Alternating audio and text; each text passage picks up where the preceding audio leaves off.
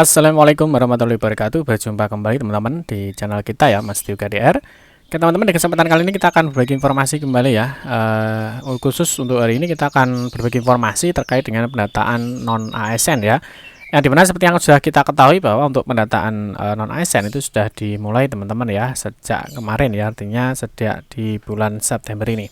Nah, di kesempatan kali ini kita akan membahas ya beberapa, di sini ada catatan dan hal penting ya, ini dalam membuat akun ya, terus nanti dalam mengisi data ya, tentunya di pendataan non ASN tenaga honorer ya di aplikasi BKN secara online maupun mandiri.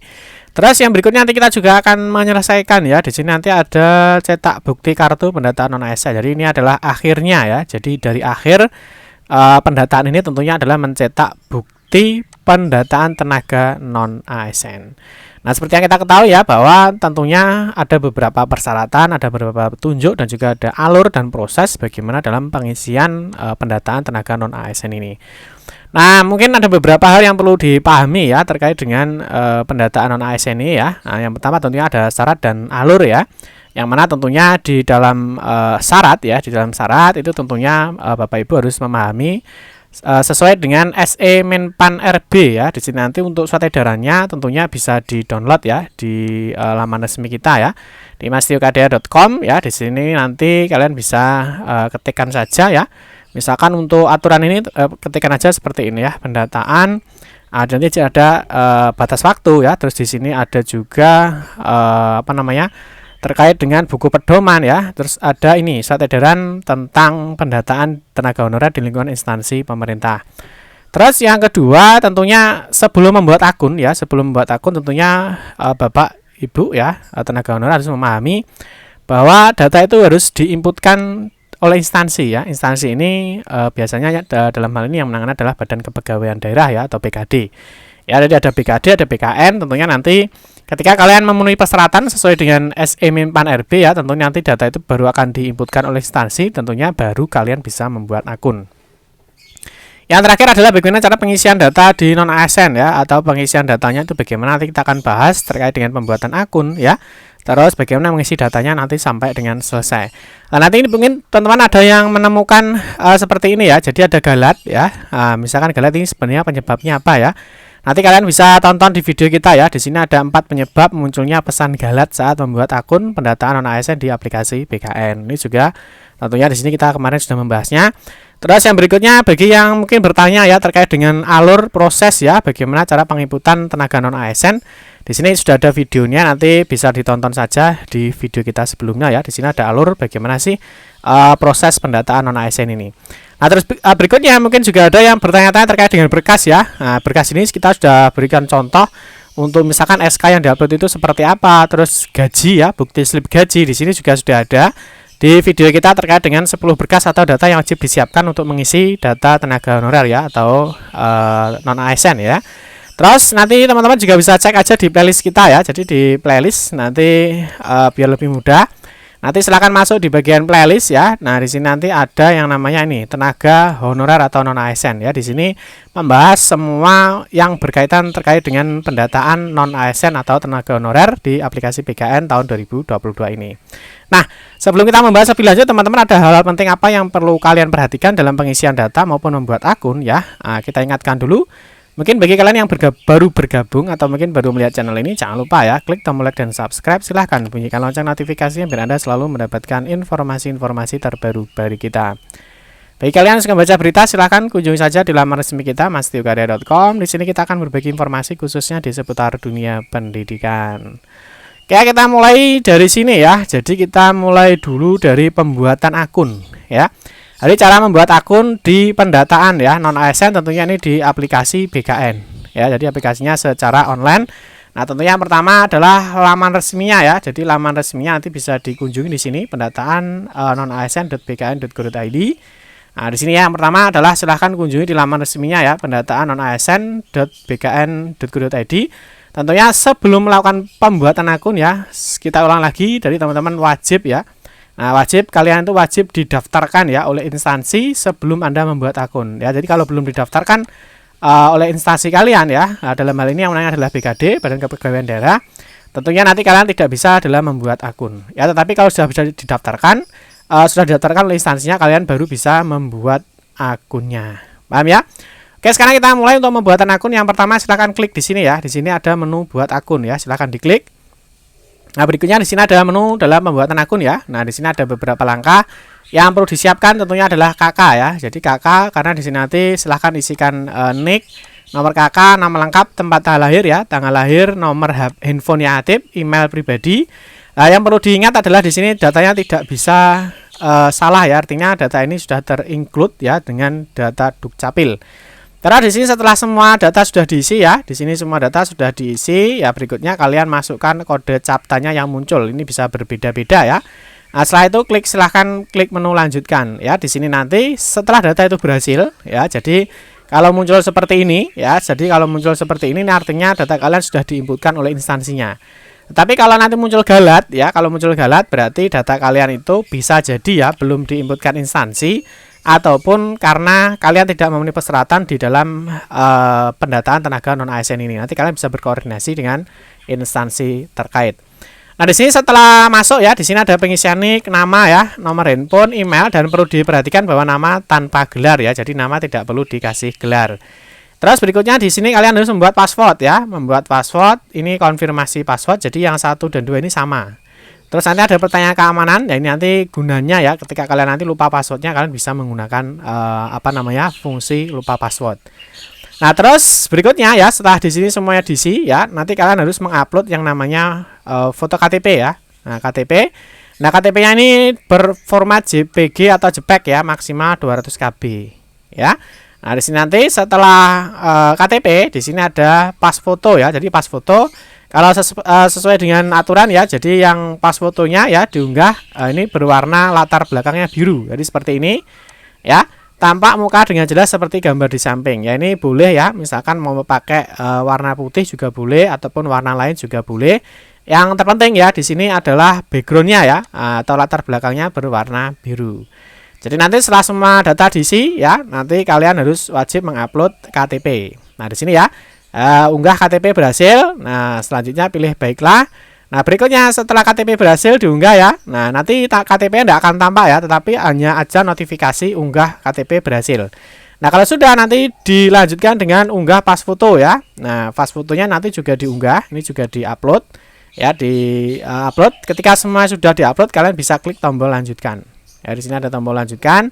Nah, jadi nanti juga sama ya. Jadi untuk KTP maupun foto ini tidak tampil ketika kalian sudah mengupload, tapi hanya ada notifikasi berhasil seperti ini saja. Paham ya?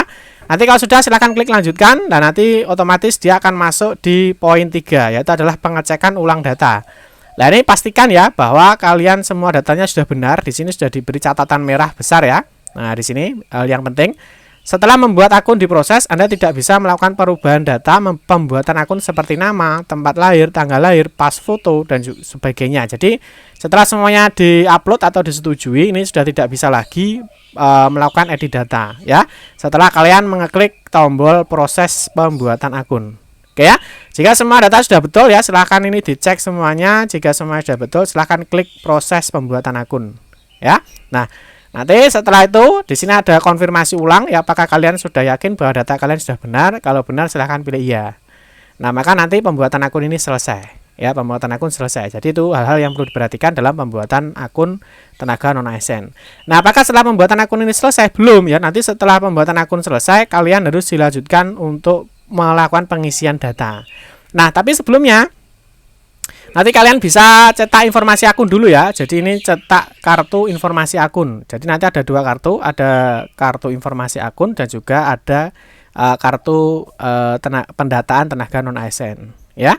Nah, ini adalah contoh untuk kartu informasi akun ya, atau pendataan non ASN ya. Jadi ini untuk kartu akunnya setelah kalian membuat akun. Nah, berikutnya ini ya, jadi silahkan lanjutkan masuk ke sini ya, ke daftar pendataan non ASN bkn.go.id. Dan berikutnya kita akan login dan kita akan mengisi data ya. Oke, kita nap step 2 ya. Jadi di step 2 ini kita akan melakukan pengisian data ya. Jadi data ini nanti kita akan isi ya. Jadi kita nanti akan mengupload bukti honor, dan juga ada SK-SK yang perlu diupload. Oke, yang pertama seperti biasa, kalau tadi kita membuat akun ya. Nah, berikutnya yang kedua itu adalah kita masuk akunnya ya. Nah, menggunakan password apa? Menggunakan passwordnya adalah nick dan passwordnya itu sesuai ketika kalian dalam membuat akun tadi. Paham ya? Nah, di sini masukkan nicknya berapa, terus passwordnya ini silahkan dimasukkan password tadi ya. Jadi password ketika kalian membuat akun. Kalau sudah semuanya benar, silahkan klik tombol masuk. Nah, di sini ada poin 1 ya. Poin 1 ini adalah pengisian biodata ya. Silahkan dicek apakah namanya sudah benar, tanggal lahir. Nah, ini sudah tidak bisa dirubah ya. Jadi yang warnanya apa ini, abu-abu ya, abu-abu krem, ini nggak bisa dirubah karena ini sudah di lock oleh sistem. Jadi yang perlu bisa kalian rubah adalah ini, jenis kelamin, terus kabupaten atau domisili, status perkawinan, ini silahkan diisi. Terus gelar depan, ini yang diperhatikan kalau tidak ada gelar depan bisa diisi dengan strip ya. Terus gelar belakang, nah ini disesuaikan ya, gelarnya apa ya, misalkan Eskom atau misalkan SPD ya, dan seterusnya. Ataupun mungkin tidak punya gelar, kalau mungkin kalian pendidikannya di bawah S1 ya, tentunya tidak ada gelarnya, atau mungkin bisa D3 atau mungkin bisa D1, D2 dan seterusnya. Tempat lahir tidak bisa dirubah ya. Terus nomor ponsel ini masih bisa dirubah. Lah, alamat domisili silahkan diisi, agama silahkan dipilih ya. Nah, terus berikutnya, ini dilanjutkan dengan mengunggah ijazah terakhir. Ijazah terakhirnya diunggah. Nah, atau ijazah terakhir di sini ya, bentuk ekstensinya adalah PDF dengan ukuran 100 KB sampai dengan 2 MB ya. Di sini tingkat pendidikan di sini sudah terkunci ya, ini tidak bisa dirubah. Tapi nanti kalian yang dicek adalah yang sini. Yang bagian ini ya. Jadi nanti kalian mengisinya di bagian ini. Nah, ini bagian ini. Ini tidak bisa dirubah. Ini data ini diambil atau diimport oleh instansinya. Ya, yang ini kita kasih poin 1, yang dirubah adalah poin 2 ini. Di sini nanti untuk milih untuk pendidikan terakhir ini milih ya, diketik nanti misalkan seperti ini, nanti akan muncul datanya, kalian bisa pilih ya. Nama sekolah sesuaikan dengan ijazahnya. Nah, kalau sudah semua, kalian bisa mengisikan kaptanya di sini. Berikutnya klik tombol selanjutnya. Nah, di sini jangan lupa ya. Jadi untuk ijazahnya ini diupload dulu ya. Jadi ijazahnya diupload dulu, jangan sampai lupa ya. Jadi ijazahnya wajib diupload.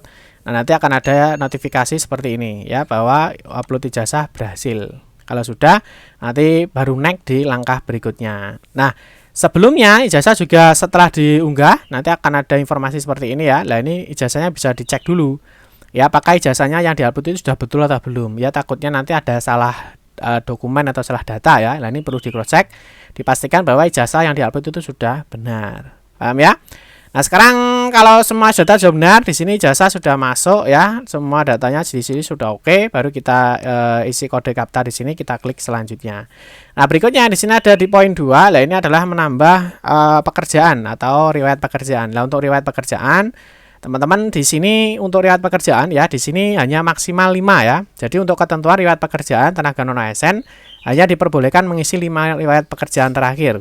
Jadi kalau di lock tahun 2021 berarti tinggal ditarik ke bawah ya. Berarti 2021, 2020 ya, 2019, 18 dan 2017. Berarti paling awal itu adalah 2017. Itu kalau kalian mau memasukkan 5 riwayat pekerjaan terakhir ya. Jadi terakhir karena dipatok ya 31 Desember 2021, jadi bisa dimasukkan mulai tahun 2017 sampai dengan tahun 2021. Nah, terus untuk data awal ini tidak bisa dihapus ya, tapi ini diubah juga tidak bisa karena data ini ya, data ini yang melakukan impor ya. Jadi dari misalkan kita sebut aja dari sekolah dikirim ke dinas ya, dinas dikirim ke BKD, dan BKD itu nanti akan mengimportkan datanya ini, atau adminnya ya, admin instansi melakukan import data kalian. Nah, nanti yang ini tidak bisa dihapus ya. Nah, terus yang bisa dirubah ini juga tidak bisa dirubah ya. Jadi datanya ini tidak bisa dirubah. Kalian hanya bisa dilihat saja ya. Nah, terus bagaimana kalau kita mau nambah riwayat pekerjaan? Kalau menambah riwayat pekerjaan ya di sini. Nah, riwayat pekerjaan ya. Nah, di sini nanti data ini yang sudah diupload oleh instansi, kalian hanya bisa mengupload atau mengunggah bukti bayarnya ya, dan juga SK. Nah, yang bisa dirubah adalah ini. Jadi bukti bayarnya adalah bukti honornya dan juga SK. Ini untuk terkait dengan ini nanti kalian bisa lihat di video kita terkait dengan pemberkasan ya. Contoh-contohnya ada. Nah, sekarang kita akan tambah. Kalau kita misalkan punya lebih dari 5 pekerjaan ya, 5 riwayat pekerjaan, nanti kalian masukkan 5 saja ya. Kita masukkan 5 saja. Dari sini ada tambah riwayat pekerjaan ya. Silakan diklik. Nanti berikutnya di sini ada diisi ya, mulai nomor SK, tanggal SK, tanggal mulai kerja dan seterusnya. Terus ada beberapa catatan. Yang pertama adalah untuk pengisian pendidikan ya. Jadi kalian nanti untuk pendidikan ketik aja seperti ini. Misalkan S1 Teknik Informatika, maka di sini nanti akan muncul ya. Nah, di sini akan muncul, kalian tinggal pilih. Jadi tidak bisa, ini harus pilihan ya. Jadi dipilih misalkan yang ini. Nah, terus yang kedua di sini terkait dengan jenis pembayaran. Nah, jenis pembayaran ini hanya ada 3 ya. Jadi ada APBN, APBD, dan juga ada pengadaan barang dan jasa. Jadi dari komite tidak bisa ya, tidak masuk di dalam ini. Nanti berikutnya di sini ya, misalkan kita punya ya 2020, 2019, 2018 misalkan ya, kita punya 3 tahun juga tidak masalah. Ataupun mungkin kalian punya yang lebih dari 5 tahun ya, bisa diisikan seperti tadi sudah kita jelaskan ya. Mulai dari 2017 bisa sampai dengan 2021 karena hanya 5 tahun ya. Terus jangan lupa untuk bukti pembayaran ini juga diupload atau diunggah. Nah, seperti ini. Nanti untuk SK-nya ya, jadi SK itu sesuai dengan per tahunnya ya. Tentu ada SK pengangkatan, terus itu bisa dilampirkan di SK pengangkatannya. Terus untuk bukti pembayarannya, kalian biasanya ada SPJ-nya ya. Ada surat pertanggungjawabannya, lah ini bisa diisi atau bisa diunggah di sini ya, by name ya. Jadi sesuai dengan per tahunnya. Paham ya? Kalau riwayat pekerjaan sudah selesai, kita masuk di selanjutnya ya. Nah, masuk selanjutnya. Nah, di sini nanti sekali lagi bahwa riwayat pekerjaan hanya bisa 5. Nah, yang terakhir di poin 3 ya. Jadi poin 3 di sini ada resume ya. Resume itu adalah mengecek apakah semua data kalian itu sudah betul atau belum yang kalian inputkan ya. Terus nanti setelah resume ini dicentang semuanya. Nah, jadi dicentang semua seperti ini. Ya, jadi istilahnya sudah kalian cross check, sudah kalian verifikasi. Nah, kalau sudah, terakhir teman-teman di sini harus dicentang ya. Nah, di sini harus dicentang untuk konfirmasi pengisian data itu selesai. Ini harus dicentang. Kalau sudah oke, klik selanjutnya. Nah, maka di sini perlu diingat ya bahwa ketika kalian melakukan centang ya, di sini mengakhiri proses pendataan, maka di sini ada pernyataannya. Dan setelah itu semua data ini sudah tidak bisa lagi dilakukan edit ya, atau tidak bisa dirubah lagi. Paham ya? Setelah yakin semua data semua sudah diupload, semua berkas oke, silahkan akhiri proses pendataan. Dan di sini diberikan lagi ya konfirmasi apakah data semua sudah benar ya. Jadi setelah pendataan ini diakhiri, Anda tidak bisa merubah terkait pendataan seperti biodata, riwayat pekerjaan, serta unggahan dokumen. Pastikan kembali semua data Anda sudah benar. Kalau sudah benar, silahkan pilih tombol iya. Nah, maka di sini selesai teman-teman. Resume di sini sudah akan muncul data seperti ini ya. Jadi sudah tidak ada checklistnya dan kalian bisa mencetak ini ya. Cetak kartu informasi akun seperti yang tadi, dan yang terakhir ya itu adalah cetak kartu pendataan tenaga non ASN. Jadi ini adalah hasil finalnya ya. Yang ini satu ketika membuat akun tadi, dan nomor 2 ini adalah hasil akhir atau final dari pendataan tenaga non ASN, yaitu adalah cetak kartu pendataan tenaga non ASN. Nanti bentuknya seperti ini. Bukti pendataan tenaga non ASN tahun 2022 yang isinya adalah identitas kalian dan juga ada riwayat pekerjaan. Jadi seperti itu teman-teman ya. Jadi hal-hal penting terkait dengan pengisian data di pendataan tenaga non ASN ya, dari aplikasi BKN, dan tentunya nanti dari membuat akun sampai dengan pengisian data tentunya harus diperhatikan. Oke teman-teman ya, cukup sekian saja terkait informasi yang dapat kami sampaikan ya. Semoga bermanfaat. Mohon maaf jika ada salah-salah kata dalam memberikan informasi dan penjelasan. Kita berjumpa kembali di video-video berikutnya. Saya akhiri, wassalamualaikum warahmatullahi wabarakatuh.